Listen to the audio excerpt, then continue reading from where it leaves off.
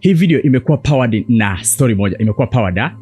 Imekuwa powered, imekuwa sponsored. Yes, ndivyo mnaposema Yes, imekuwa sponsored, imekuwa powered vyovyote vile na story moja hivi fulani ambao nimewahi kukutana nayo katika maisha. Kuna mwamba mmoja na muhifadhi kwa jina. Ni jamaa yangu kabisa. Mwamba kiufupi alipata mwanamke, alipata wife material. Wakapendana na wakawa committed. Wakaoana. Yes, si unajua mambo ya honeymoon hayana dogo. Yes, wakaenda honeymoon, mambo yakawa bulbul.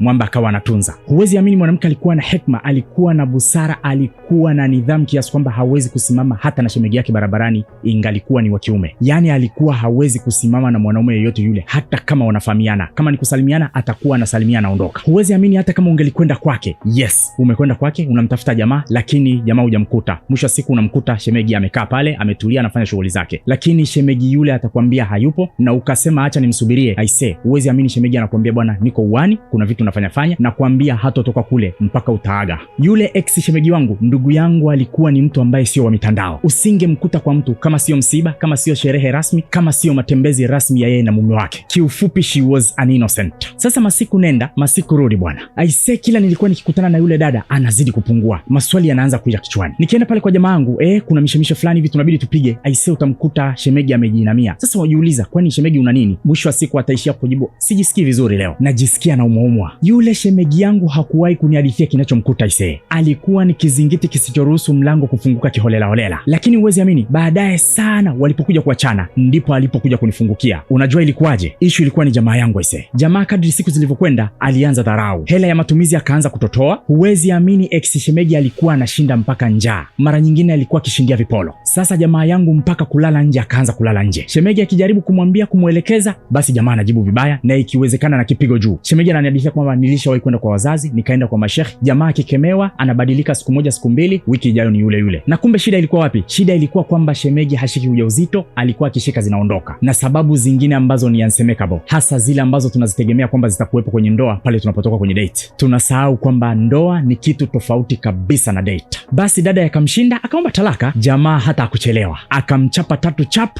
kwao. Basi mie roho ya imani ikaniingia na cha kufanya sina. Basi uwezi amini, Mungu mkubwa ise. Kuna jamaa mwingine akanifesi, bwana mimi natafuta mke. Sasa katika umri wangu kumtafutia mtu mke inakuwa ni jambo kubwa mno. Lakini it was okay. Katika pitapita za hadithi nikawa nimemwadithia kuhusu yule dada. Uwezi amini, akasema namtaka huyo. Kwa mara ya kwanza kabisa nikamuongoza mtu, nikamdirect mtu kupata mke mwema. Thanks to God. Nikamwambia bro, na kuahidi huyu dada utakuja kunishukuru baadaye, lakini kama na wewe utaplay part kama mme bora. Unajua nini kilitokea? Mwamba kuchelewa, mimi nikapata cheo cha ushenga. Can you imagine na kuwa mshenga?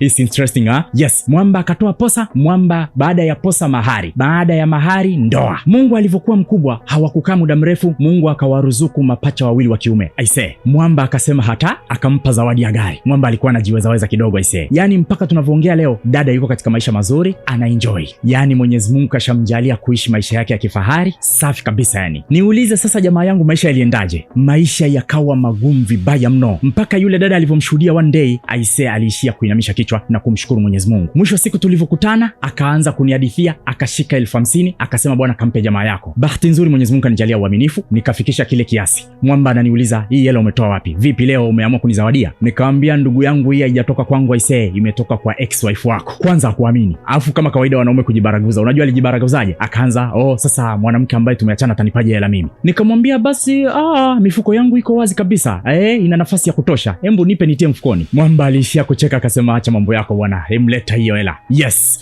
tunazidi kusonga mbele, tunazidi kuondoka, tunazidi kuimarisha mahusiano, tunazidi kutibu stress, tunazidi kuelekezana mawili matatu katika mahusiano. Kama tulivyowahi kuambiana katika video zilizopita kwamba mahusiano yana hatua 4. Ya kwanza mara zote huwa ni honeymoon, ya pili ni majaribu stage, ya tatu inakuwa ni maamuzi stage, lakini ya 4 inakuwa ni ushindi stage. Sasa katika video ya leo tutaangalia zile hatua ambazo unaanza kumkinai, unaanza kumchoka, mpaka unaanza kuwa na akili ya kwamba sasa niwe na mwingine. Yani hii hatua ni hatua ambayo anakuwa havutii kabisa. Yani unakuwa umemkinai, amekufika hapa, huna hamu naye, ukimuona unahisi hasira. Muda mwingine akijitahidi kuonyesha hata mahaba, akajitahidi kidogo akurudishe nyuma enzi hizo, unaona kama anaigiza, unaona kama anakuboaboa fulani hivi, bora aache tu. Na hii stage ndiyo stage ambayo watu wengi huwa wanatoka katika mahusiano waliokuwa nayo. Ndiyo stage ambayo utasikia mmoja kati yao anaomba talaka au mmoja kati kati yao anaandika taraka. But let's ask ourselves, je, ni sahihi kumchoka, kumkinai au kumwacha mubebe baada ya miaka kadhaa mliokuwa pamoja? Jibu linaweza likawa sahihi kulingana na sababu zako ambazo unazo ni sahihi. Unaweza ukawa umemkinai, umemchoka, unahitaji kumpa talaka au kumuacha, pengine anaongea kama kasuku, pengine anaanza kudiverge, malegend wananielewa, anaanza kutoka nje, yani anaanza kuchepuka mara kwa mara. Umezungumza naye, umeona sasa inatosha, unaona sasa sitaki watoto wa nje, sasa sitaki magonjwa, nipitie mbali. Lakini pia unaweza ukawa umemkinai kutokuwepo kwa ajili yako, yani hapa umemkinai, umemchoka kwa kuonyesha vibendela vyekundu. Lakini unaweza ukamchoka, ukamkinai, unataka umpige chini just kwa sababu ambazo hazina msingi. Unataka upate penzi jipya, pengine ameacha kuwa fundi kitandani, pengine unaona haanzi kuvutia, ameanza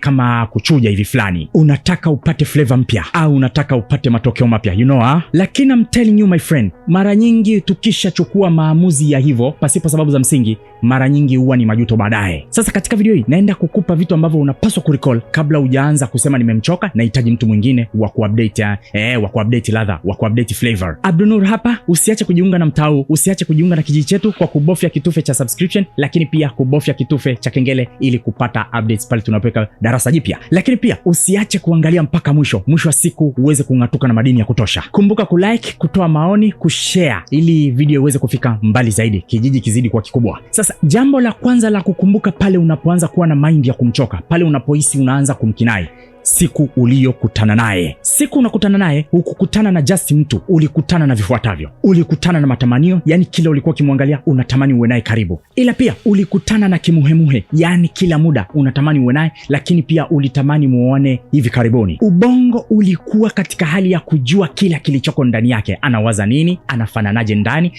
unamtamani umuone. Sasa the moment unaanza kumchoka, the moment unaanza kumkinai, the moment miaka inaenda, unaanza kuona madhaifu madogo madogo na unaanza kusahau sehemu ambazo yeye ni bora zaidi. Sasa kwa nini lazima ukumbuke kipindi umekutana naye? Unagundua kuna vitu vikubwa ndani yake ambavyo bado anavyo. Unajifunza kwamba binadamu hatuko consistent, tunabadilika. Unagundua ana sehemu kubwa ya maisha yako. Unagundua kwamba mtu yule yule unaweza ukamtune, ukarudisha flavor ya zamani. Basi ukifeli kuangalia hapa, basi jaribu hata kuangalia picha zenu za zamani bwana. Lakini kwa nini lazima ukumbuke siku uliyokutana naye? Inatenganisha mambo ambayo huwa yapo kwa muda mfupi na yale yanayobakia daima. Hapa ndipo utapojua kutofautisha kati ya kupungua kwa mapenzi, kutofautiana Kiswahili, lakini pia kupungua kwa utundu 6x6, ila pia kupungua kwa 6 packs. Sasa mubebe ameanza kuwa na kitambi, lakini pia kupungua kwa shape, pengine ameanza kunenepeana. Je, kunaondoa mambo yetu ya msingi? Hapa jibu utakuta ni no. Lakini unajifunza kwamba hivyo vitu vyote vinarudishwa. Unapokumbuka haya yote, mara zote ndipo heshima na thamani inaporudi. Believe me or not, unapokumbuka magumu mliopitia, ukakumbuka furaha na majonzi mliopitia, ukakumbuka alivyokuwa frontline, yani alikuwa mstari wa mbele kusaidia changamoto mbalimbali, unaona sio kweli, na bakia na mtu wangu, tutaendelea kuvumiliana hivyo hivyo. Heshima na thamani vinatangulia, dharau na kebei vinabaki nyuma. Otherwise wewe ni mnyama. Jambo la pili unalopaswa kukumbuka kabla hujamchoka, kabla hujamkinai, mahusiano yote yanapitia mfumo huo huo. Hakuna kitu kibaya kama wewe sister, kama wewe brother, kukaa pahala na ukaanza kujiuliza, hivi script yetu ya mahusiano ilianza hivi au kuna namna ilivyobadilika? Sasa leo nataka nikuchane ukweli unaouma. Think about this. Wakati unafikiria kuwa hakutafuti mara kwa mara kama zamani, hana 6 packs, ameanza kuota kitambi, hana shape, ameanza kunenepeana, yeye anaongea mipango ya baadaye, ameacha kutuma romantic messages, ameacha kuongea romance, anazungumza mipango ya baadaye. Wakati unafikiria kwamba anakuita jina lako, hakuiti honey, hakuiti habibti, hakuiti habibi, hakuiti my carpet, my love, unapaswa kukumbuka uko katika victorious stage, yani stage ya ushindi. Na unapaswa kukumbuka kwamba ni hatua ambayo walio wengi huwa wafikii, na ukicheza vibaya unaweza ukawa miongoni. Hiyo ndio hatua ambayo wengi huonekana wanabadili kila kukicha, yani mwisho wa siku unajikuta unaambulia pabaya. Na ndiyo hatua ambayo huwezi ukakaa ukapata mkamilifu, kwa sababu ndiyo hatua ambayo kila binadamu lazima aonyeshe kubadilika. I'm telling you dear one, utabadili na kubadili. Jambo la tatu la kukumbuka dear one, unakwepa mvua, unadondokewa na dari. Au kwa Kiswahili chengine tunasema unakwepa mkojo, unadondokewa na bomu la kinyeshi. Wahenga hao jamani, sio Abdunnoor. Anyways, imagine anapiga kamnyweso na hakukosei heshima, hazungumzi lugha chafu, na hata siku moja hajawahi hata kujaribu kukupiga. Hela ya matumizi anatoa kama kawaida. Akinywa zake kamnyweso leso aina ya kalinya, akaona mambo yameshakolea. Mwisho wa siku anaingia ndani, direct bedroom, kitandani analala. Imagine shemegi hatoi maneno ya romantic, anazungumza neno moja kamaliza. Imagine shemegi yangu anachelewa kupokea simu, mambo mengi kinoma. Imagine shemegi yangu ni mwepesi wa kukasirika, lakini akikasirika hatoi lugha chafu. Unaona sio kweli? Mbona kama kipenzi anaboa hivi fulani? Mbona kama kipenzi naona anapoteza muda wangu kwake. Sasa utapoona umemchoka, ukaamua kupiga chini, uko unaenda kukutana na balaa jingine. Unaenda kukutana na mtu ambaye akilewa ni mangumi, mtu ambaye kukutukana ni kitu cha kawaida, mtu ambaye kukupigisha mashemegi wengine ni kitu cha kawaida, lakini pia simu za usiku haziishi, unapiga unakuta bize. So think about this before saying nimekuchoka, nimekukinai, tuachane. Kitu namba 4 ambacho unabidi kurecall kabla hujasema umemchoka ni Mungu ni mwema. Siku zote analipa hapa hapa. Anyways, baada ya yote mliofanya, baada ya yote mliopitia, pengine mulianzia kwenye shida, mkawa na mafanikio kadhaa, mkawa na vihela kidogo, mkajenga kajumba, mkawa na familia,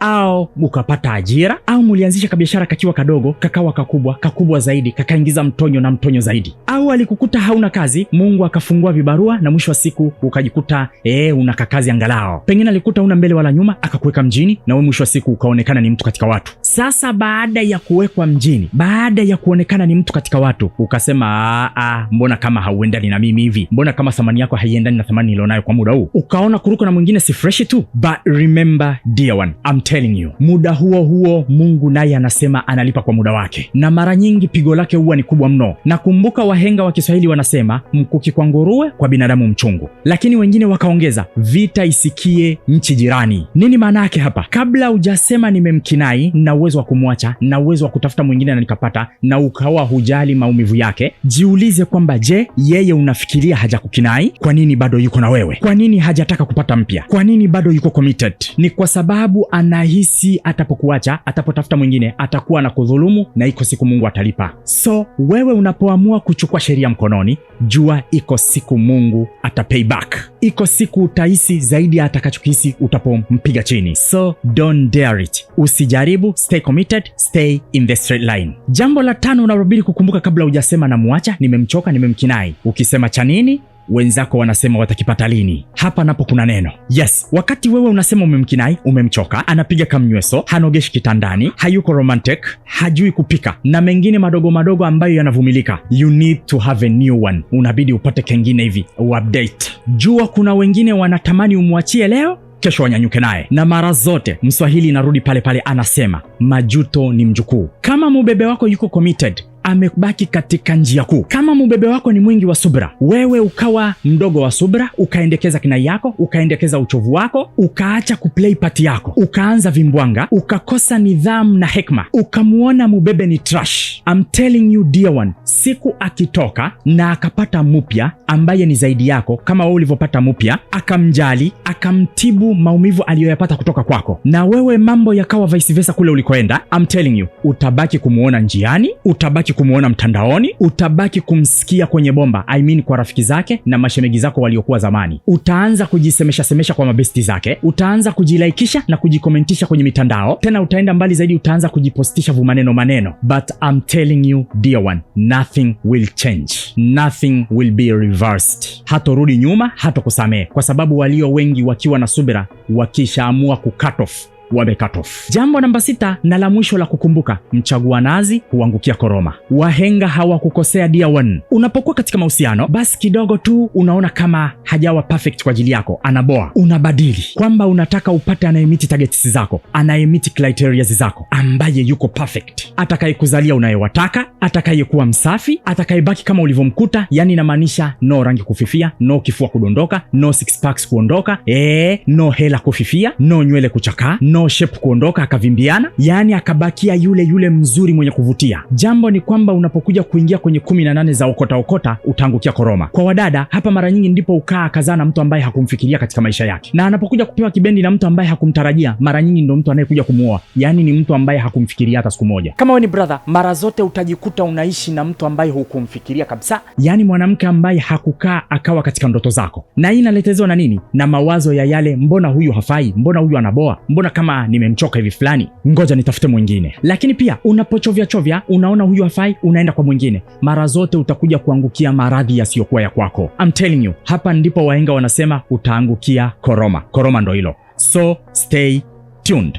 baki katika njia kuu, usibaki na akili za kumchoka, usibaki na akili za kumkinai, utafute mwingine. Kama umeangalia mpaka hapa na umenipata kinoma noma, naomba utype kwenye comment box, nitayashinda majaribu, nitabaki naye milele. Ni mimi Mr. Abdunnoor, tukutane katika video ijayo.